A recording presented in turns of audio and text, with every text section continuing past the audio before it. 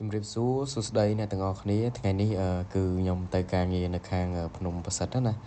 ហើយមកវិញក៏រាំងជ្រៀលម៉ោងដែរម៉ោង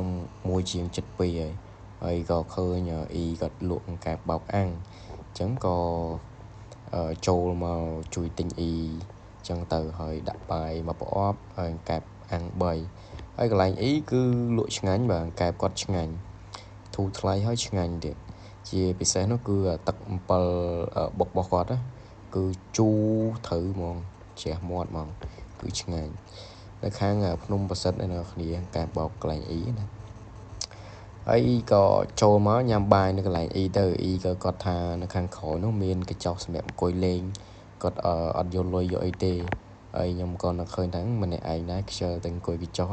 តែទៅហ្នឹងដឹងតែជាប់គោតនៅនឹងឡាពិបាកធម្មតាតាតិចនៅកញ្ចុះជាប់បាទ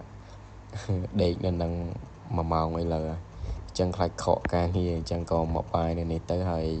និយាយលេងមួយអ៊ីតិចតួចក៏ចេញទៅការងារបន្តទៀតទឹកចលក់មានអីគេខ្លះបាទបង7ឆ្ងាញ់ហ្មង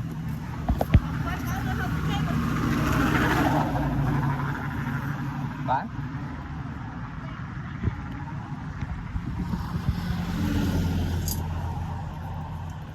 លើកមួយសិន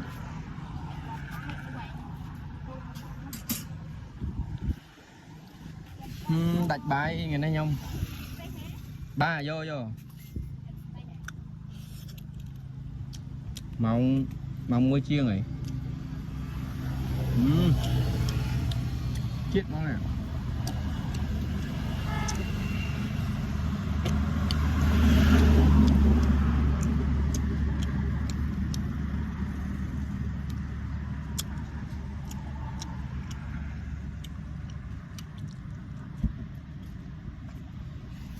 បាទអរគុណនេះទឹកអីអូអរបាយទឹកមិនមែនបាទអរគុណអរគុណ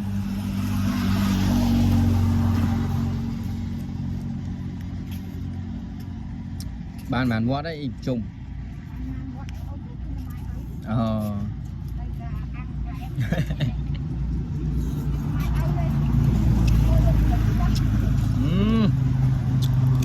ជូរឆ្ងាញ់ហ្មងនេះ7បាទ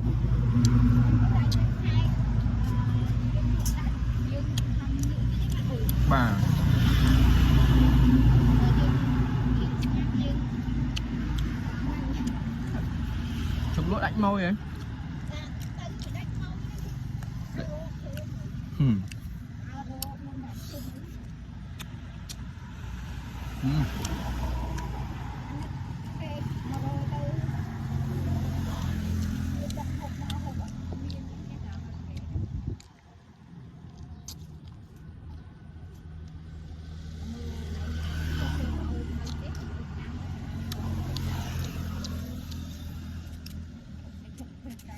បាទ